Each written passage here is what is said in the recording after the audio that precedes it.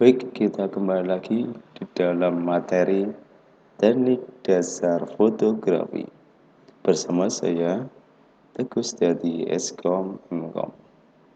Baik, teman-teman mahasiswa, kita akan belajar tentang teknik dasar fotografi.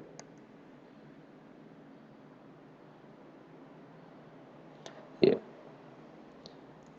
apa itu dari teknik dasar fotografi? Mari kita akan bahas dari teknik dasar fotografi. Mungkin dari teknik dasar ini akan dibagi beberapa tahapan. Pertama ada yang namanya teknik depth of field atau ruang tajam. Jadi mungkin kita pelajari untuk bab sebelumnya tentang ruang tajam ya teman-teman. Jadi kalau kita bahas ruang tajam itu lebih ke dalam settingan kamera. Yang kedua ada teknik slow and stop action. Ini adalah dari segi pengambilan kamera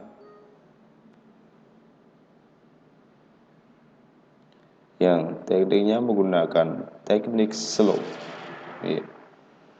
dan stop. Dari teknik yang antara mempercepat speed dan mengurangi speed dari kamera. Tiga, teknik pull. Teknik ini sering digunakan untuk pengambilan cahaya yang punya ekor, mungkin malam hari, cahaya kendaraan ya kan, yang terlalu larang atau cahaya lampu. Teknik panning. Nanti akan lihat teknik panning sendiri. Teknik panning adalah menggerakkan kamera. Teknik zooming. Teknik yang kita gunakan untuk menggunakan lensa. Focusing. Ya, nanti ada kita juga bisa menjadi lebih fokus. Peraturan speed dan peraturan diafragma. Ya, ini nanti akan kita bahas. Ini dari teknik-teknik yang mudah dipelajari dalam suatu kamera.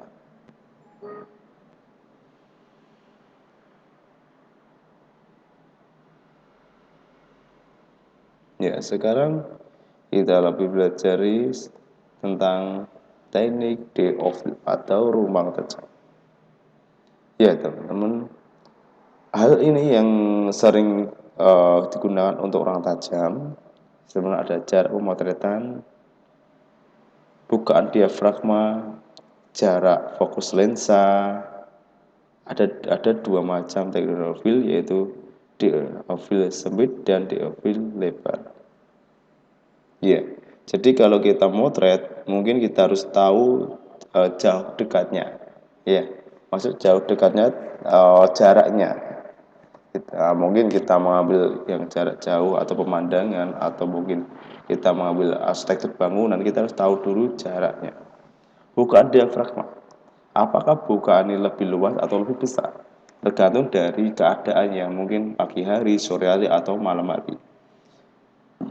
Jarak fokus lensa ini yang lebih menggunakan teknik dari kamera sendiri ya. Mungkin lensanya bisa kita ganti sesuai dengan kebutuhan kita. Mungkin lensa tele sendiri kalau kita belajar itu lebih menyempit tapi lebih panjang dan lebih jauh ukurannya. Lensa wide itu lebih luas dan lensa normal itu bisa diatur ya, itu. Dan itu pun ada juga yang menggunakan DOV yang sempit atau shadow atau DOV lebar atau maksimum. Ini lebih tertera pada dari lensa sendiri. Ya. Oke, selanjutnya kita belajar ada dua contoh. Yang ini, di sini sendiri kalau kita lihat pengambilannya, yang satu menggunakan DOV yang cukup lebar. Jadi pengambilannya fokusnya di depan. Ya, kalau kita lihat dari gambar yang pertama ini. Gambar yang kedua, dia fokusnya merata, tapi dia ketajamannya lebih ke belakang ya, teman-teman. Jadi ini adalah yang dimaksud dari DOV yang lebar dan lebih sempit ya. Sekarang kita belajar yang namanya Diophil Smith atau Shalon. Jadi kalau kita belajar di sini menggunakan peraturan intinya diafragma atau lensa yang terlebar atau wide juga bisa dilihat bahwa ada perbedaan ketajaman antara gambar bagian depan dan belakang. Nah, terus maksimum Diophil lebar atau maksimum. Gambar sebelah kanan tadi diambil dengan menggunakan peraturan aperture lensa kecil atau diafragma lensa kecil. Jadi bukaannya itu lebih terkecil ya. Semua bagian atau elemen yang ada dalam foto tampak fokus dan tajam baik bagian belakang maupun depan. Jadi dia kalau kita menggunakan ketajaman yang maksimal maksudnya adalah dengan membuka lebar-lebar diafragma, maka akan kelihatan tampak fokusnya itu bisa lebih baik maupun depan dan belakang ya. Kalau kita maksudnya memaksimumkan, jadi maksimal itu lebih mengecilkan. Nah, sekarang diafragma yang kita pelajari ada yang F2, F4. Ini memberikan suatu kesempatan kita untuk memperlebarkan suatu diafragma. Terus bagaimana agar diafragma itu sendiri lebih besar dari cahaya yang masuk, maka kita akan mengecilkan nilainya seperti F2, F4 ya. Kecuali kita gunakan F16 sama F12 itu lebih besar ya. Dan saja kalau kita menggunakan teknik Diophil ruang tajam itu lebih melihat lebih seperti makro ya pengambilannya. Jadi kalau kita tanggapi dia lebih fokus satu titik. Oke, selanjutnya ini ada namanya teknik slow dan teknik dari stop action. Salah satu teknik fotografi yang bertujuan memperlihatkan atau menangkap gerakan objek. Biasanya digunakan kecepatan rendah antara 1 sampai 30 sampai 1 detik.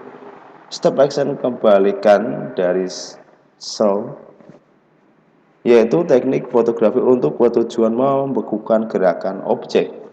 Biasanya digunakan kecepatan tinggi antara 125 sampai 4000 atau lebih ya.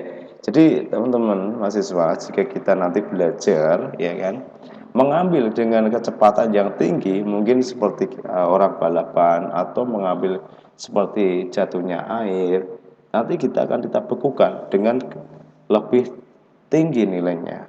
Ya, standarnya 125 sampai tinggi yang lagi 4000 ya, itu kecepatannya.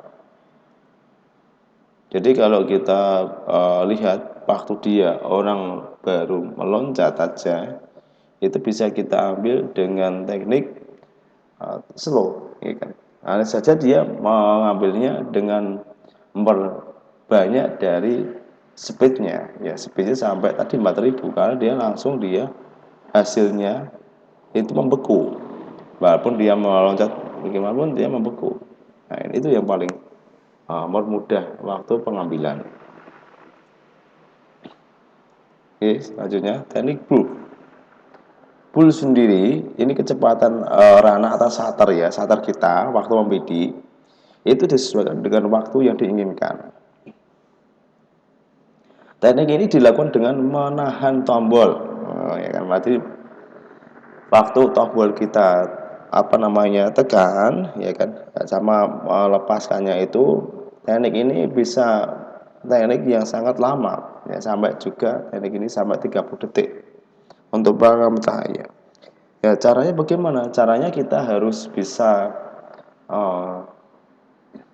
dari speed itu bisa kita kurangi ya kan, speednya kita bisa turunkan sampai dia sangat lama untuk membidiknya. Jadi intinya cahayanya itu mengumpulkan cahaya dulu. Jadi hasil yang digunakan biasanya ini adalah lebih ke dalam hasil yang seperti ada ekornya lah ya, jadi seperti cahaya ada ekornya. Jadi ya lebih ke dalam cahaya biasanya itu malam hari. Ya ini mungkin ya suka mengambil foto malam hari ini lebih mudah untuk diinginkan. Jadi sangat memungkinkan pengambilan dari speed yang rendah. Jadi kalau kita lihat di dalam cahaya, ini mungkin cahaya waktu malam hari. Ini sebenarnya adalah cahaya dari mobil, ya, mobil yang terlalu lalang diambil dengan teknik speed yang sangat rendah. Nah, ini juga speed sangat rendah. Ini jangan bisa kita gunakan, ya kan?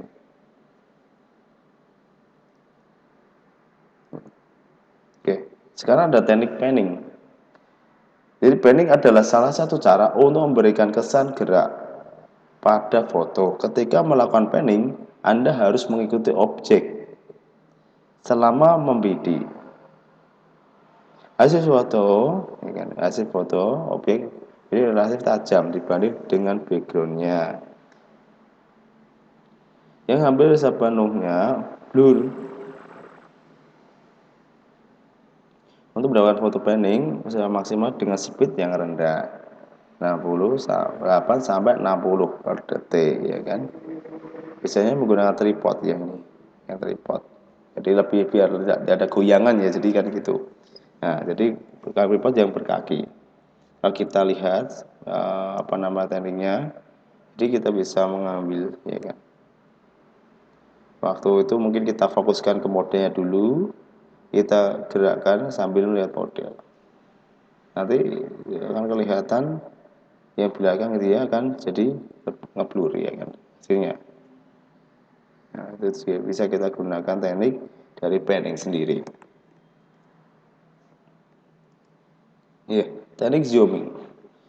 Zooming adalah teknik foto untuk memberikan kesan gerak dengan mengubah panjang fokus lensa. Perubahan panjang fokus hanya dapat dilakukan dengan lensa zoom. Untuk mendapatkan kesan gerak, Anda harus menggunakan kecepatan rana lebih ya. Jadi lebih 30 detik ya, cepat rananya. Jadi kita lebih maksimal. Nah, kalau lebih baik lagi kita pakai kamera menggunakan tripod. Nah, jadi tekniknya zooming. Terus fokus. Focusing ini lebih ke dalam objek pemotretan. Pemilihan bidang atau titik tertentu dalam suatu objek foto akan memerlukan kesan kedalaman pada sebuah foto. Objek yang akan dihadapi dalam motretan tidak hanya sekedar benda diam saja, tetapi juga akan dihadapkan pada benda gerak, misalnya foto olahraga. Hal ini akan berpengaruh pada tingkat kesulitan dalam focusing. Ya, jadi memang focusing itu tidak hanya gambar diam ya teman-teman. Mungkin aktivitas apapun bisa kita ambil, tapi memang kita harus bagaimana mahir dalam pergerakan kamera saja. Jadi jangan sampai kamera nanti akan hasilnya tidak stabil. Jadi itu yang paling penting. Nah, sekarang ada speed. Jadi speed ada semakin tinggi speed atau high speed yang kita pakai, maka akan semakin cepat pula rana bekerja dan sebaliknya. Pencahayaan normal di mana kita melakukan speed dan diafragma yang tepat untuk mendapatkan gambar seperti pada keadaan objek foto yang sebenarnya. Jadi speed itu malah mudah untuk pengambilan gambar. Jadi gambar bagaimana itu bisa lebih rananya cepat atau lama itu kan dari speed. Jadi normalnya itu nanti kita memoto dengan speed diafragma yang standar atau kita memperrendahkan, nanti akan kinerjanya pada pengambilan gambarnya akan berubah. Mungkin speednya kita lebih cepat, maka tadi kita akan tahu bahwa hasil bisa membeku, yaitu di pengambilan dari speed. Iya, terus ada juga overexposure. Ini pencahayaan tinggi, biasanya pencahayaan ini lebih ditekankan pada pencahayaan atau tambahan cahaya. Jadi kompensasi pada peraturan speed untuk mendapatkan intensitas cahaya yang lebih banyak daripada cahaya normal. Dan gambar yang dihasilkan pun lebih terang daripada kondisi aslinya. Jadi misalnya ini biasanya itu lebih over exposure ya. Cahayanya lebih menambah. Bisa kita menambah dengan bleed atau lebih cahaya tambahan. Bisa kita di studio bisa kita tambah yang reflektornya, kita bisa tambah lampunya gitu. Jadi lebih cahaya itu intinya lebih banyak lah ya daripada kita kurang cahaya. Terus ada juga under exposure. Jadi ini pencahayaan rendah. Kompensasi pencahayaan pada peraturan speed untuk mengurangi intensitas cahaya di bawah pencahayaan yang normal. Jadi ini adalah kurang cahaya. Misalnya kita motret pagi hari, sekitar jam 6 ya kan, itu masih kurang cahaya. Karena cahaya matahari belum setinggi. Kalau sudah cahaya matahari sudah tepat bisa, itu lebih cahayanya lebih standar. Ya, sekarang peraturan diafragma ya. Bahasa diafragma pada lensa kamera berperan penting dalam mengatur pemisahan antara bidang background dan objek utama. Ya, maksudnya objek yang ditekankan itu dia lebih lebih fokus, ya kan? Karena dia menggunakan diafragma tadi. Biasanya kalau kita gunakan diafragmanya lebih standar, mungkin kita mengambil manusia model itu kayaknya 60 itu standar. Karena kita menggunakan lensa, dari lensanya tajam, kita bisa menambah.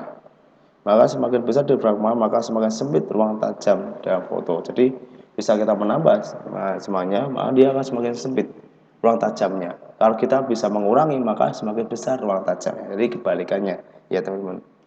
Ya kiranya itu dari teman-teman dari pelajaran hari ini, mata kuliahnya tentang teknik dasar fotografi.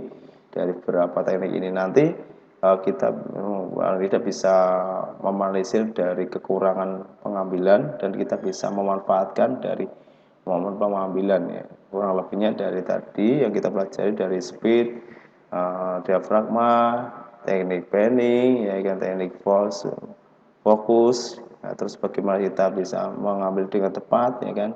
Nah, bagaimana gitu. Oke, kurang lebih ya gitu teman. Nanti kita akan lanjutkan dengan pertemuan selanjutnya. Oke, jadi ada kurang lebihnya kita mohon maaf sebesar-besarnya. Akhir kalam, wassalamualaikum warahmatullahi wabarakatuh.